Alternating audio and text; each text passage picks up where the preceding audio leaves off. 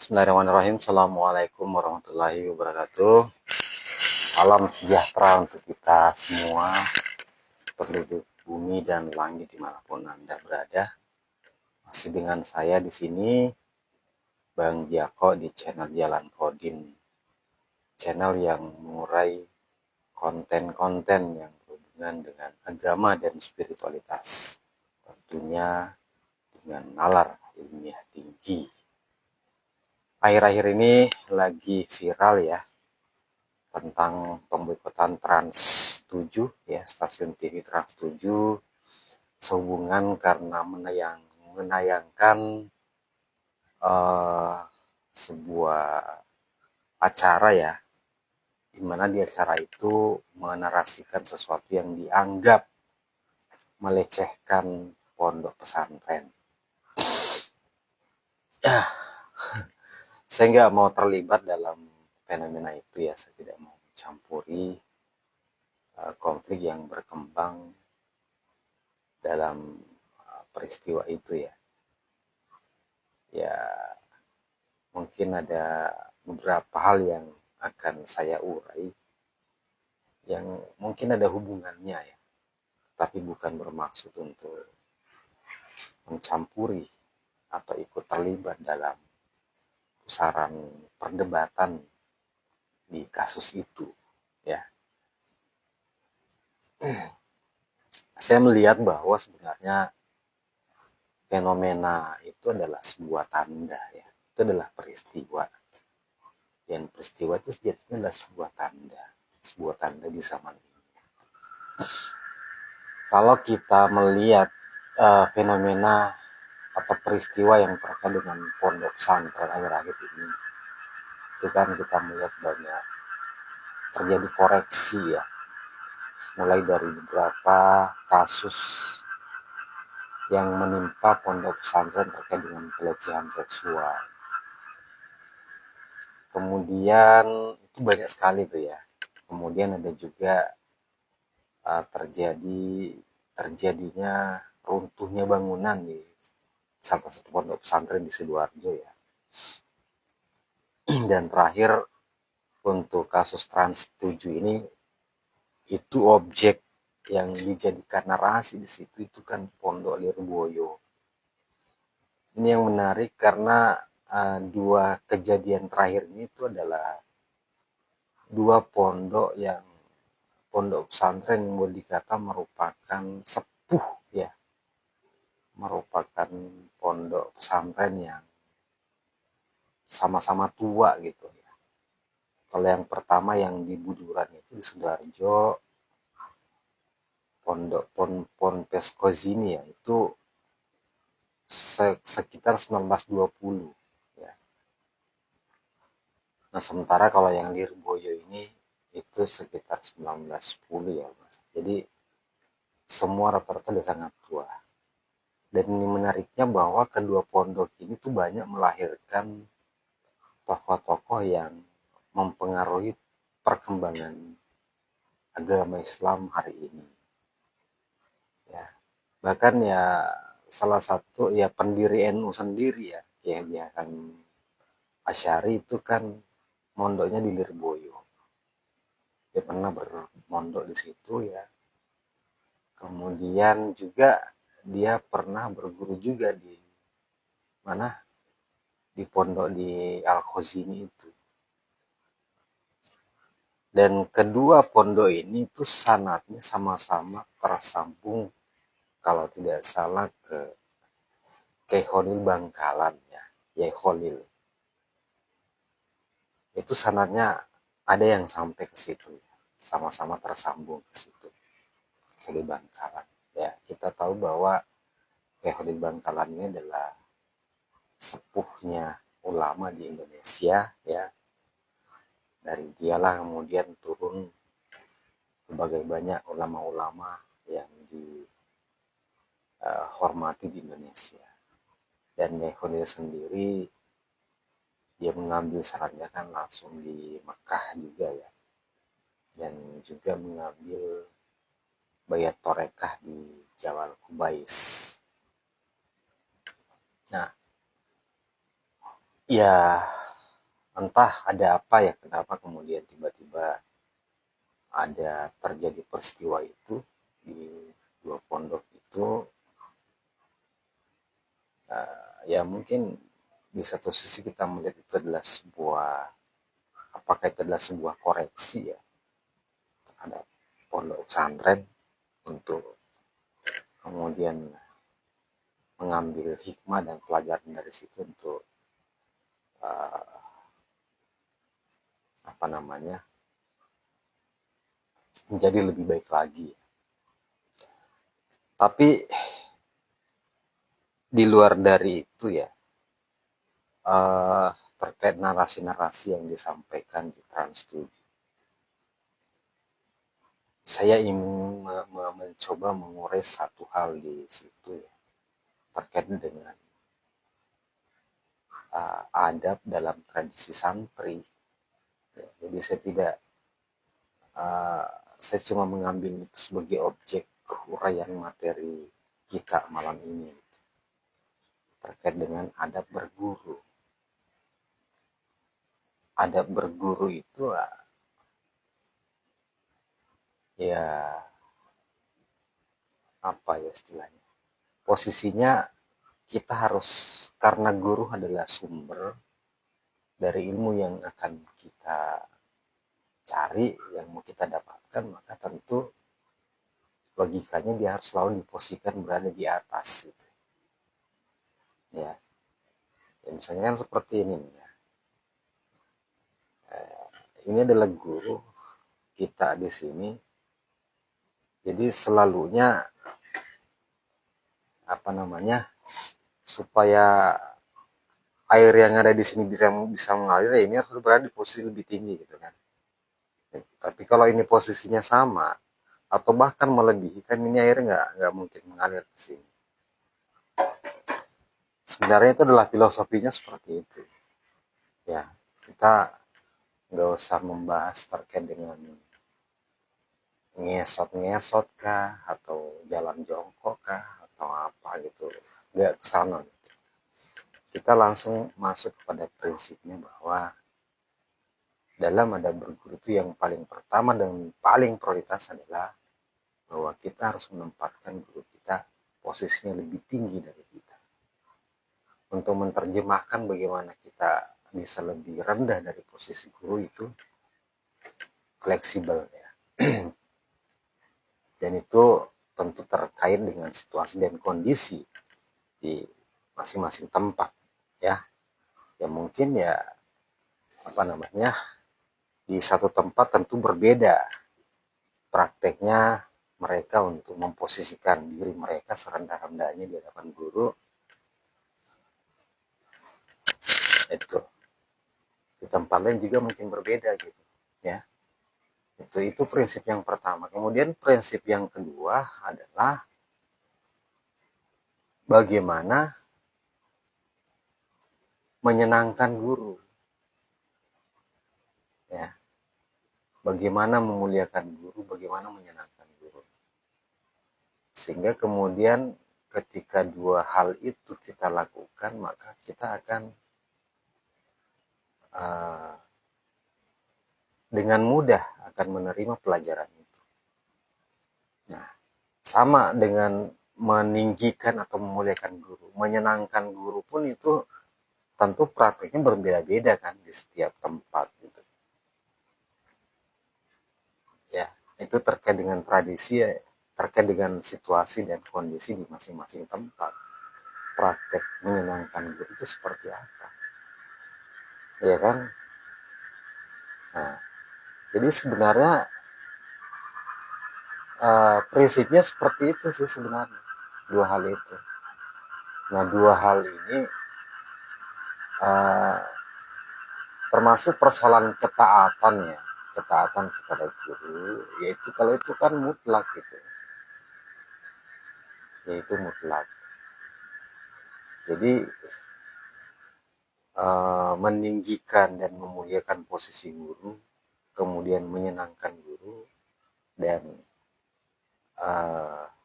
taat dan berbakti kepada guru, itu adalah semua hal-hal yang kalau kita memahaminya mesti dan niscaya untuk kita lakukan. Ya. Saya cuma mau mengatakan itu aja sebenarnya terkait dengan narasi yang ada di Trans 7. Itu aja ya sebenarnya yang saya mau bilang, bahwa saya tidak mengatakan narasi itu memojokkan atau bagaimana. Saya juga tidak mengatakan bahwa itu mungkin sebuah autokritik bagi Ponpes. Tetapi yang saya bahas di sini adalah prinsip berguru atau adab dalam berguru. Bahwa adab dalam berguru itu ya itu tadi. Yang pertama, kita harus memposisikan guru pada posisi yang lebih tinggi dan lebih mulia dari kita. Kemudian ya bagaimana kita bisa menyenangkan guru, dan tentunya kita juga harus taat, patuh, dan berbakti sepenuhnya kepada guru atau berubudiyah ya. Nah, dalam prinsip berguru itu ya itu bukan hanya kepada sosok guru itu secara sosoknya gitu, tetapi tentu juga kepada sistem yang sudah dibuat oleh guru ya. Jadi bukan hanya terkait pada pribadi, tapi sebuah sistem gitu. Makanya di situ kenapa ada yang disebut dengan aktivitas ubudiyah ya. Nah, aktivitas ubudiyah ini termasuk misalnya ya kita membantu pembangunan surau ya, pembangunan masjid misalnya, atau pembangunan pondok. Sebenarnya itu adalah aktivitas ubudiyah.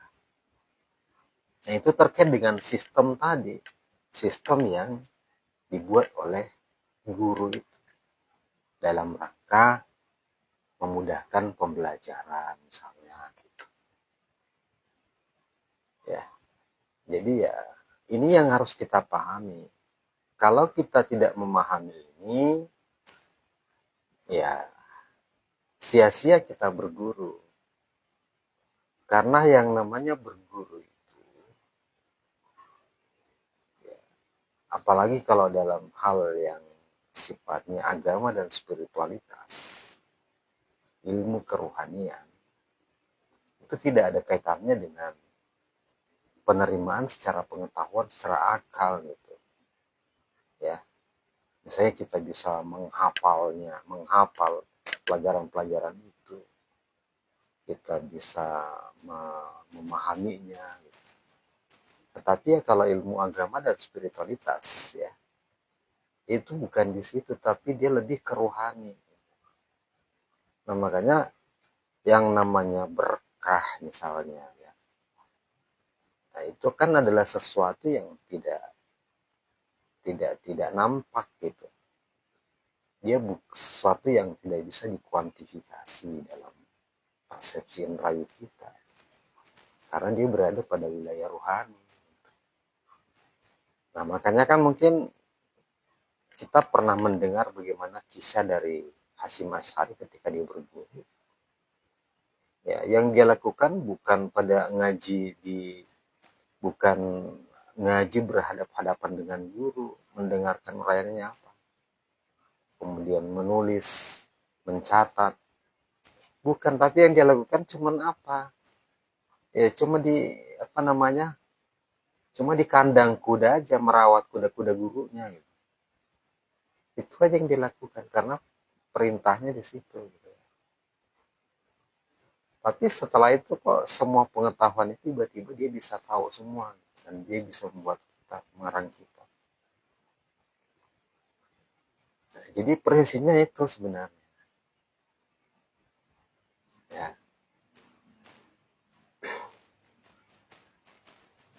Jadi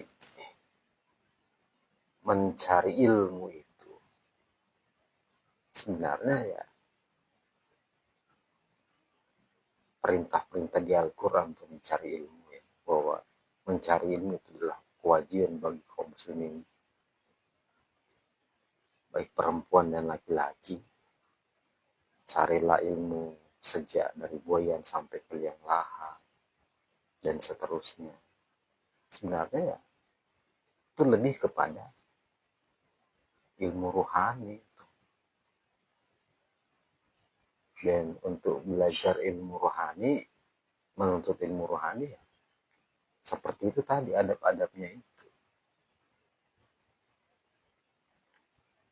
Nah, mungkin hari ini kita tidak memahami hal-hal yang seperti itu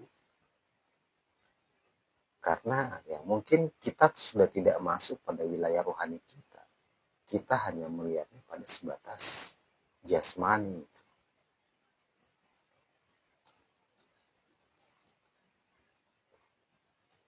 Agama sejatinya adalah ketersambungan rohani kita dengan Allah, dan seperti itu.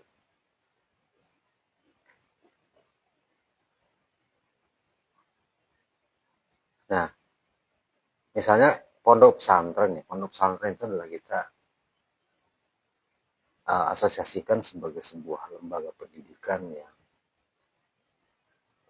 arahnya atau orientasinya tentu kepada keberagaman itu sendiri, ya, seperti itu.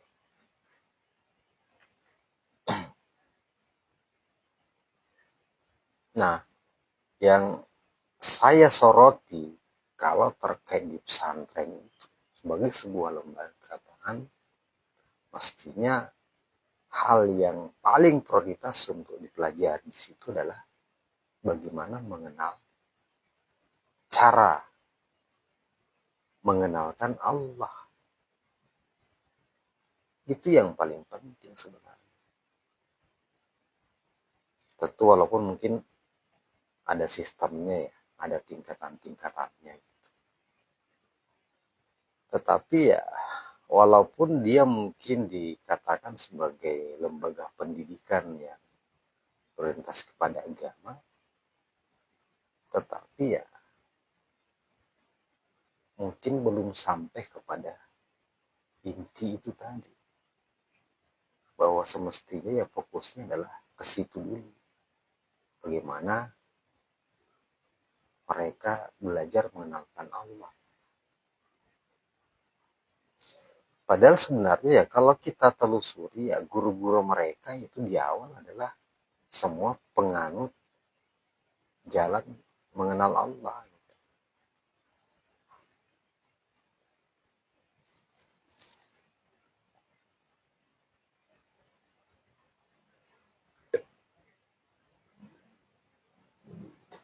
Karena sebenarnya inti dari semua ilmu pengetahuan itu adalah mengenal Allah itu, ilmu mengenal Allah. Di situ puncak sebenarnya. Di situ itu yang harus menjadi pondasi dari seluruh ilmu pengetahuan kita.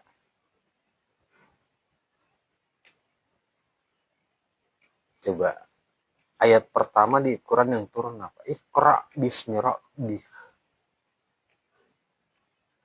Bacalah dengan menyebut nama Tuhan. Berarti kok nggak bakalan bisa membaca apa-apa sebenarnya kalau kau tidak bismi rabbik. Jadi harus bismi rabbik dulu. Iqra bismi rabbikal ladzi khalaq. Harus bersama Allah dulu, harus mengenal Allah dulu baru bisa melakukan pembacaan. Jadi pengetahuan-pengetahuan yang kita dapat tidak sekedar sebagai pengetahuan yang sifatnya indrawi. Karena pengetahuan indrawi itu adalah pengetahuan yang tidak permanen gitu. Ya mungkin itu hanya sebatas hafalan belaka, hafalan dan pemahaman yang sifatnya sementara. Tapi yang permanen adalah mengenal Allah dulu. Dari ilmu pengenalan kepada Allah itu itulah yang kemudian membuat segala pengetahuan kita yang lain itu menjadi bermakna berarti. Ayatnya begitu kan, bacalah Iqra bismi rabbik, bacalah dengan atau bacalah dengan bersama Allah, bacalah dengan menyebut nama Tuhanmu.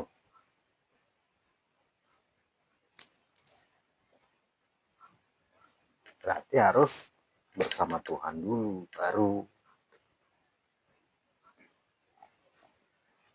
Nah, prinsip-prinsip pengajaran inilah yang membutuhkan adab. Ya, jadi ada berguru atau untuk mengenal Allah, belajar untuk mengenal Allah, atau mencari pemahaman pengetahuan bagaimana Allah, itulah yang membutuhkan prinsip-prinsip tadi, yang membutuhkan adab tadi. Makanya mungkin kalau dalam proses pengajaran ya ilmu-ilmu biasa ya, pengetahuan biasa ya, ya tidak, mungkin tidak seperti itu kan ketatnya gitu, atau apa namanya, ya mungkin sebagai pengaruh itu ekstrim ya. Tapi ya kalau dalam ilmu dalam bagaimana mengenal Allah ya, mencari ma'rifatullah itu, ya itu wajib harus seperti itu polanya. Bagaimana meninggikan dan memuliakan guru,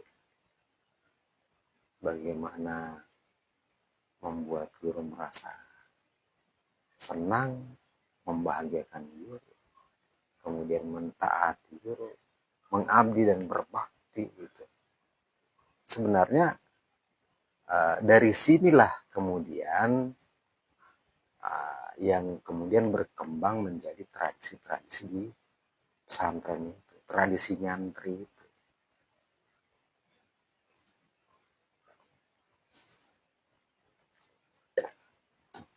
Tapi sekali lagi bahwa yang harus kita ketahui, yang harus kita pahami bahwa yang dimaksud guru di situ adalah tentunya adalah guru yang tersambung dengan tali wasilah. Guru yang tertambung dengan tali wasilah, ya mau tidak mau harus itu prinsip yang seperti tadi. Jadi praktek-praktek yang kita lihat di narasi-narasi Trans TV itu ya sebenarnya itu adalah implementasi dari prinsip itu. Tapi sekali lagi bahwa ya itu kan menyesuaikan masing-masing orang, tentu penerjemahannya berbeda dalam memahami adab berguru itu. Tetapi intinya di situ.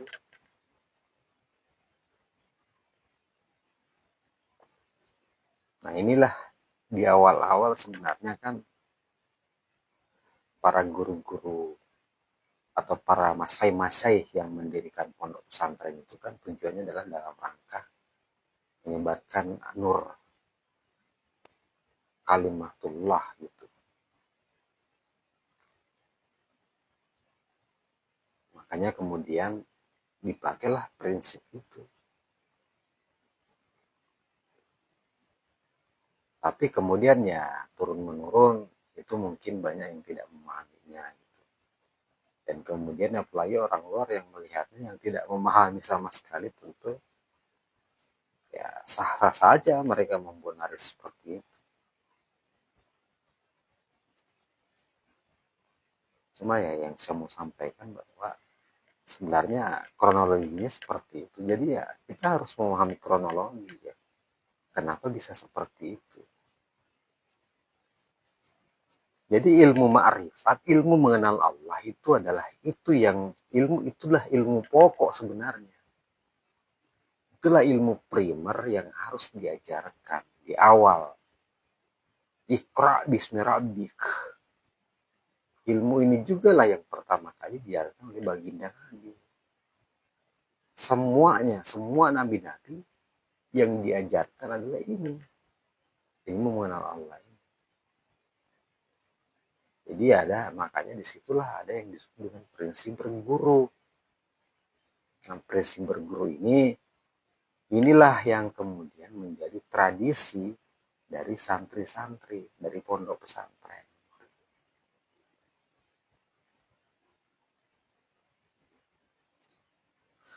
Saya sih nggak pernah nyantri, saya nggak pernah belajar di pesantren. Tapi saya juga alumni pesantren kilat, ya. Saya berkali-kali ikuti pesantren kilat. Jadi saya juga alumni pesantren sebenarnya. Tapi baru kemudian dalam perjalanan hidup saya kemudian bisa memahami yang namanya prinsip berguru itu.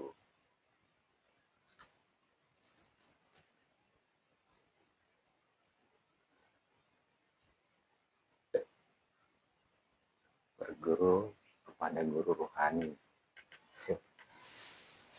Jadi ya ketika saya melihat polemik itu ya di media sosial, ya yang terbersit sih di kepala saya, ya paling saya bilang, oh mungkin ada sebuah koreksi ini ya. Ini adalah koreksi alami gitu, alamiah gitu. Ya. Jadi ya, saya tidak menyalahkan siapa-siapa, tapi tiba-tiba yang terbersit di kepala saya, oh ini adalah sebuah koreksi. Artinya saat ini orang sudah tidak memahami itu yang namanya prinsip berguru. Dan kemudian yang kedua bahwa ya uh, ilmu yang semestinya yang harus menjadi prioritas pokok itu sudah terabaikan. Itu yang terabaikan.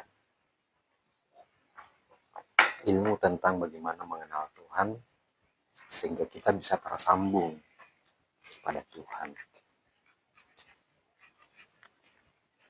Karena dengan ilmu inilah kemudian segala peribadatan kita, amal ibadah kita, bahkan seluruh aktivitas kita itu baru kemudian bisa tersambung dengan Tuhan. Ya, saat ini kan kita melaksanakan semua yang disebut ibadah, melaksanakan aktivitas keseharian kita, kehidupan kita. Tapi tidak ada ketersambungan dengan Allah, terputus kan. Karena tidak ada pengenalan terhadap wasilah itu sendiri. Padahal yang pertama dan paling pertama adalah harus mengenal wasilah itu. Ilmu itu yang harus kita kejar dulu. Ilmu itu yang prioritas untuk kita untuk diajarkan. Dan itu yang sudah hilang sebenarnya. Ya, termasuk lembaga-lembaga pendidikan yang menganggap atau berlabelkan agama. Itu yang hilang. Jadi kita melakukan aktivitas peribadatan, aktivitas keseharian, itu semua sudah tidak ada hubungannya dengan Tuhan. Yang ada adalah kausalitas dalam kehidupan dunia, dalam dimensi fisik, dimensi jasmani. Tidak ada lagi kausalitasnya dengan dimensi Tuhan, dimensi Allah yang berada di atas.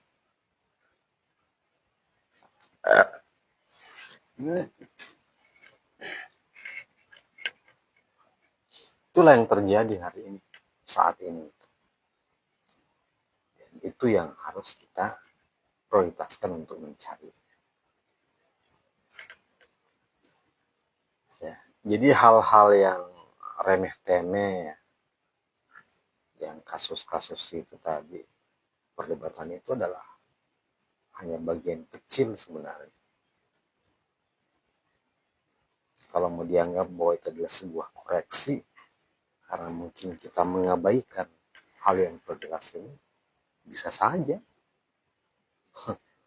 Mungkin juga seperti itu.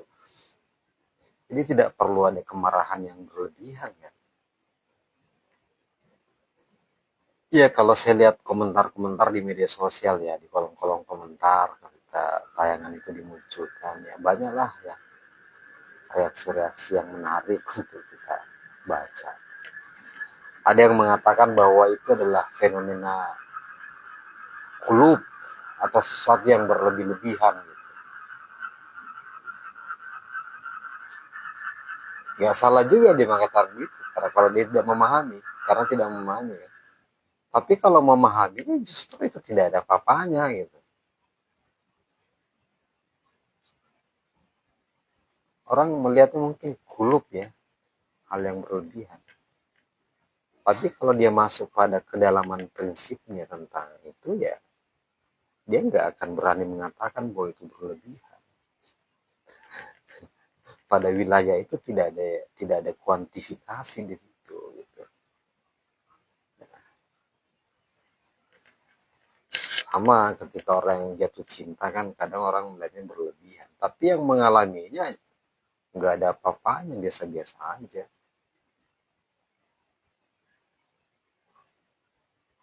Orang yang jatuh cinta sampai melakukan hal-hal yang gila, bahkan lebih gila lagi kan biasanya. Apalagi kalau ini yang terkait dengan bagaimana kita bisa mendapatkan ilmu itu kan. Itu.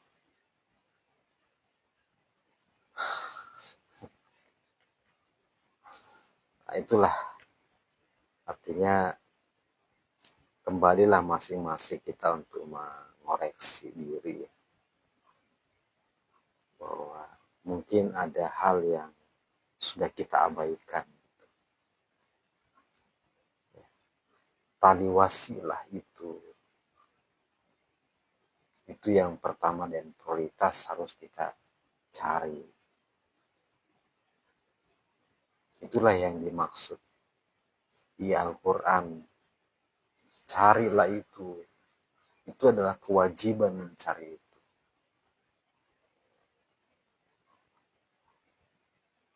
Setelah kita menemukan itu, disitulah kemudian baru kita sejatinya disebut hidup. Apa sih tujuan kita di sini, di dunia ini? Kan cuma satu. Tidak aku ciptakan jin dan manusia selain hanya untuk berbakti, beribadah kepada aku, dia gitu. Cuman itu doang. Nggak ada tujuan-tujuan lain. Makanya yang paling pertama dan utama adalah ya cari dulu, kenal dulu yang menjadi tujuan kita untuk mengabdi itu.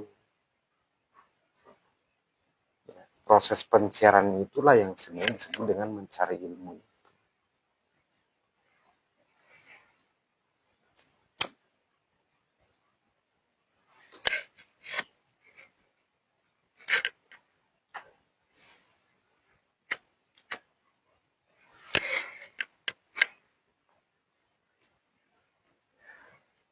Duduk dalam satu majelis ilmu, ya baginda Nabi mengatakan, itu lebih mudah dibanding beribadah 1000 tahun. Tuh, bayangkan. 1000 tahun, umurmu sekarang berapa? Maksimal umur kita itu paling banter ya 80 tahun gitu ya. Nah, yang mendengarkan apa yang saya katakan ini,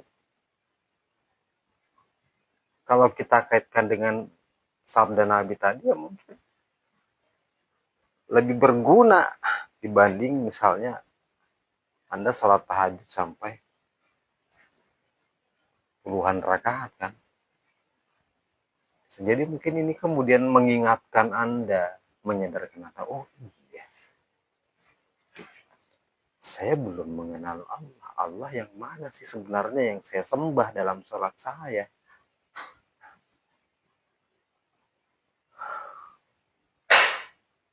Iya kan? Walaupun 1000 tahun kita sujud, kita sholat, tapi ya yang kita tidak mengenal yang kita sembah kan sia-sia. Makanya Nabi mengatakan begitu. Lebih mulia kan kita duduk dalam satu majelis ilmu. Dan ini majelis ilmu ini seperti ini karena mungkin ini bisa jadi mengingatkan Anda, mengguncang nalar Anda bahwa ada hal prioritas yang harus dicari. Jadi kejadian-kejadian atau peristiwa kemarin di Pondok Khosin itu, Pondok Al Khosin, kemudian stigma yang disematkan ke pesantren-pesantren itu bisa jadi itu adalah sebuah koreksi gitu. Ya. Yang jangan kemudian kita membuat sebuah narasi bahwa ya seolah-olah ada yang mau mendiskreditkan pondok pesantren atau membuat framing. Lagian juga kalau begitu tidak ada masalah kan. Yang penting kita tidak seperti itu. Tetapi fakta-fakta yang diangkat kan memang mengarah ke sana. Coba pelecehan seksual yang terjadi, eksploitasi santri dan sebagainya. Itu kan adalah fakta-fakta yang kelihatan, yang bisa terdeteksi secara mudah oleh pengamatan kita saat ini.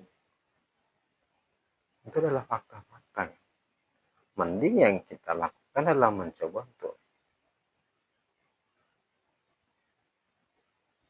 kembali melihat seperti apa sih sebenarnya. Dan bagi saya menegaskan bahwa ada satu yang hilang dalam proses pendidikan itu. Prosesnya itu mengenal Tuhan. Itu dulu. Iqra bismi rabbik.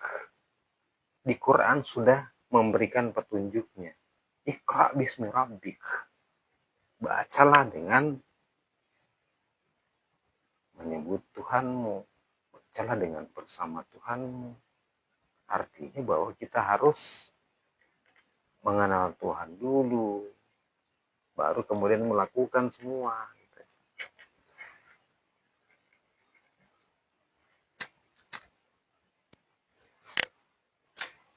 Karena segala orientasi kita, kehidupan kita, ibadah kita, dan sebagainya, kan semua harus diorientasikan ke Tuhan. Inna sholati wa nusuki wa mahyaya wa mamati lillahi rabbil alamin. Tidak ada yang tersisa dari yang kita lakukan ini selain hanya untuk Dia. Tidak kuciptakan jin dan manusia selain untuk beribadah, berbakti, mengabdi kepada Dia. Itu aja. Jadi sebenarnya semua yang kita lakukan, kita nyantri ya, kita bekerja, kita beraktivitas, bersosial kemasyarakatan, berpolitik dan sebagainya, itu semua kan orientasinya adalah sebagai bentuk ubudiyah kita kepadanya gitu.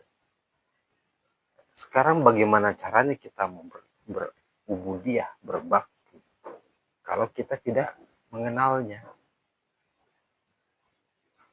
Kita kan harus kenal dulu, karena alamat penyembahan kita, alamat kepatuhan kita, alamat ketaatan kita, pengabdian kita kan harus ada yang menjadi titik koordinatnya. Kalau kita tidak tahu titik koordinatnya, tidak tahu alamat penyembahan kita, kiblat ketaatan kita, nah berarti yang kita menjadi kiblat kita adalah angan-angan aja. Itu yang paling pertama harus kita temukan dulu. Di konten-konten saya sebelumnya sudah banyak membahas hal ini. Jadi jangan kita fokus pada persoalan polemik terhadap satu peristiwa. Karena itu adalah sebuah tanda. Peristiwa itulah tanda. Itu adalah ayat sebenarnya. Semua adalah ayat bagi kita.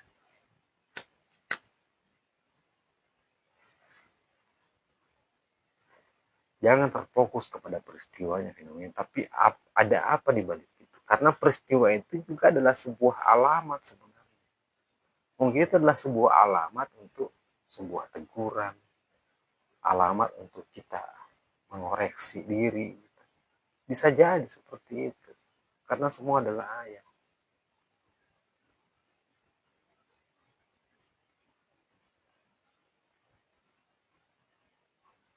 Ya. Jadi itu ya penekanan saya di situ ya. Malam ini lebih kepada temanya tentang tradisi santri ya. Adab yang menjadi tradisi dalam pada saat nyantri itu sebenarnya kronologinya seperti itu. Bahwa ilmu yang prioritas itu adalah ilmu mengenal Allah, ma'rifatullah itu. Dan itu adalah ilmu yang bersifat ruhani. Dan harus ada sosok guru yang mengajarkan itu. Dan guru itu kemudian membuat sebuah sistem. Ada khalifah-khalifahnya, ada kekenya. Mereka semua adalah sebuah sistem dalam proses pengajaran itu. Dan di situ yang diajarkan hanya satu. Bagaimana mengenal Allah, bagaimana menuju Allah gitu. Nah, dalam proses itu, di situ yang mutlak adalah prinsip berguru atau adab berguru. Ya, adab berguru itu tadi bagaimana mentaati bagaimana taat, tunduk, patuh dan totalitas menyerahkan diri kepada guru. Kemudian bagaimana kita meninggikan dan memuliakan posisi guru. Kemudian bagaimana kita menyenangkan dan membahagiakan guru. Karena dengan melakukan prinsip itu, disitulah kemudian semua ilmu itu tercurah ke kita. Itu prinsipnya. Karena itu adalah ilmu yang sifatnya rohaniah. Disitulah kemudian ya kita akan dikrojoli dengan pengetahuan-pengetahuan yang kita terpahamkan dengan sendirinya. Kalau kita melakukan prinsip itu, adab berguru itu. Dan inilah yang kemudian menjadi tradisi di pondok-pondok pesantren. Ya, karena guru-guru masek-maseknya itu adalah ya memang pelaku-pelaku itu semua gitu. Pelaku-pelaku itu semua. Makanya dia mengajarkan prinsip-prinsip ini. Inilah yang kemudian menjadi tradisi gitu.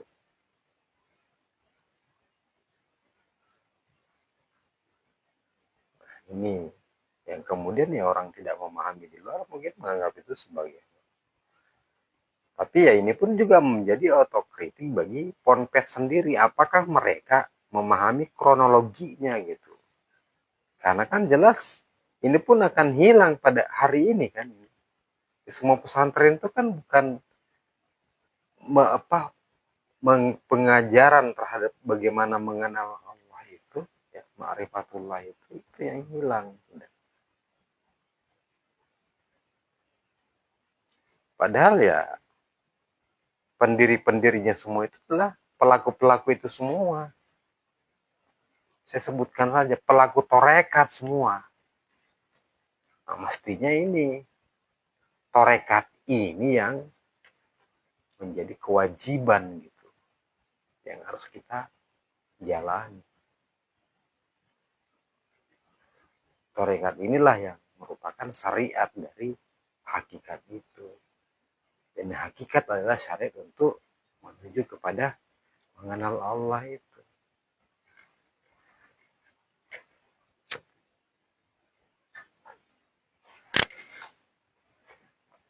Setelah itu kemudian sampai pada level itu, barulah kemudian muncul syariat dan disyariatkan yang tujuannya untuk rahmatan lil alamin. Gitu. Disitulah kemudian kita akan bersungguh-sungguh pada pencarian ilmu-ilmu yang sifatnya keduniawian, ilmu pengetahuan yang sifatnya sains dan teknologi, ya, yang kemudian memudahkan kita dalam menjalani aktivitas keseharian kita. Gitu. Tapi kalau kita belum ke sana, belum mengenal itu, terus kita mempelajari ilmu lainnya, ya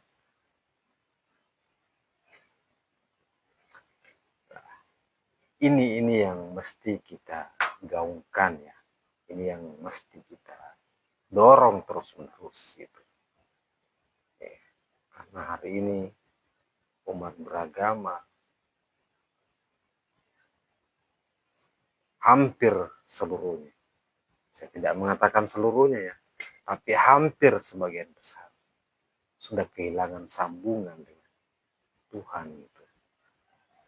Tidak ada lagi ketersambungan itu. Ritual yang dilakukan hanya semata-mata ritual belaka. Semua berfokus kepada syariat-syariat gitu.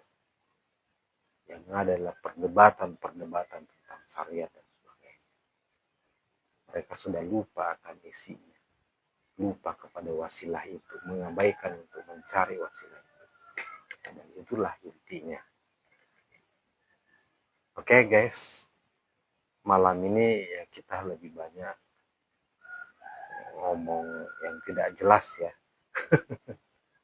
Tidak teratur, yang keluar apa adanya, tetapi sebenarnya di balik ketidakteraturan itu ya disitulah kuncinya, disitulah intinya sebenarnya. Nah, judulnya atau temanya adalah tentang adab berguru kan. Ya, kita berangkat dari fenomena viralnya tayangan Trans 7. Nah, ternyata kita kemudian menghubungkannya dengan ilmu mengenal Allah. Dan itu intinya adalah kita bagaimana mengenal wasilah. Nah, disitulah di torekat itu. Di torekat itu ada yang namanya sanad atau silsilah. Itulah yang memberikan jaminan, memberikan garansi bahwa memang kita tersambung dengan Tuhan. Tersambung dengan Allah Subhanahu wa Ta'ala. Oke, guys, pemirsa, penggemar channel Jalan Kodim, ya. Demikian obrolan kita pagi ini. Sampai ketemu di obrolan besok. Saya akhiri dengan ucapan Assalamualaikum warahmatullahi wabarakatuh.